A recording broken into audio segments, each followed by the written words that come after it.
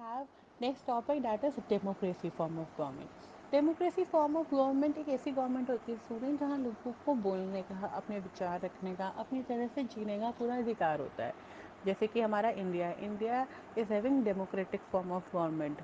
यानी कि यहाँ पे अगर कोई डिसीजन लेती है गवर्नमेंट तो वो लोगों के वेलफेयर में लेती है, लोगों से पूछ के लेती है, लोगों से सलाह लेके लेती है, वोटिंग सिस्टम के थ्रू लेती है.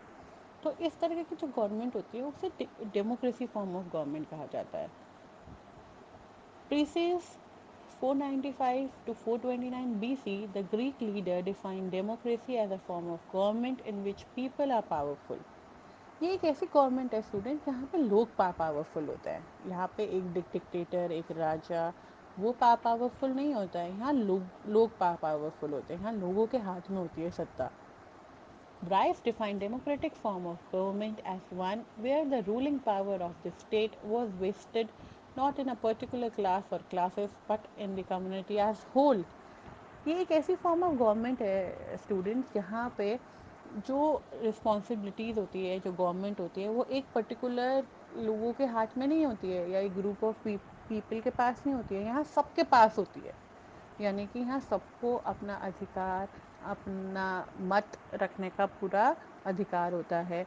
यहाँ इंडिविजुअल अपना रिप्रेजेंटेटिव सेलेक्ट कर सकता है through the help of voting.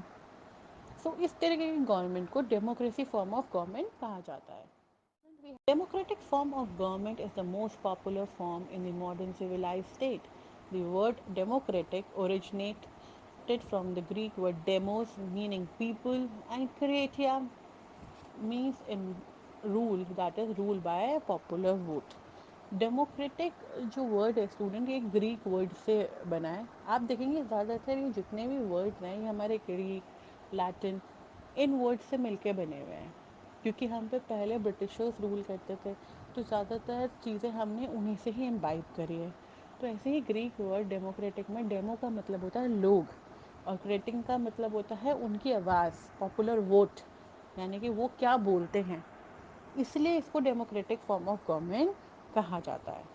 Abraham Lincoln 1809 to 1865, a former president of the US, in his speech at Gettysburg defined democracy as a government of the people, by the people and for the people. Government of the people implies equal distribution of political powers, influence among the citizens of the state. Government by the people implies participation of all the citizens in forming a government. Government for the people implies the rule of the government for the promotion of public welfare. Abraham Lincoln जो कि former president थे USA के, उन्होंने अपनी एक बहुत famous speech थी Gettysburg में जो दी थी. उन्होंने बताया था डेमोक्रेसी का क्या मतलब होता है. उन्होंने बताया कि डेमोक्रेसी का मतलब ये होता है कि इसमें जो गवर्नमेंट होती है वो लोगों के लिए होती है, लोगों से होती है और लोगों के लिए होती है.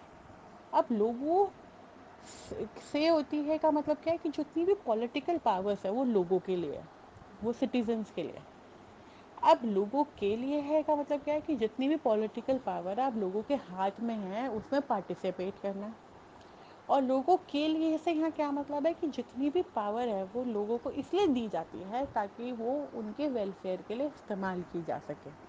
यानी कि अब्राहम लिंकन ने ये बोला कि डेमोक्रेटिक गवर्नमेंट एक ऐसी गवर्नमेंट है जो कि लोगों के इर्द गिर्द घूमती है, वो लोगों के लिए काम करती है, लोगों से काम करती है और लोगों में काम करती है. Democracy exists in two major forms, direct or pure democracy and indirect or representative. अब डेमोक्रेसी दो तरीके से होती है स्टूडेंट, या तो डायरेक्ट हो, डायरेक्ट मतलब बिल्कुल सामने हो, इसे हम प्योर डेमोक्रेसी कहते हैं, या इनडायरेक्ट हो यानी कि कोई रिप्रेजेंटेटिव हो जो उसको आगे लोगों तक पहुंचा रहा हो.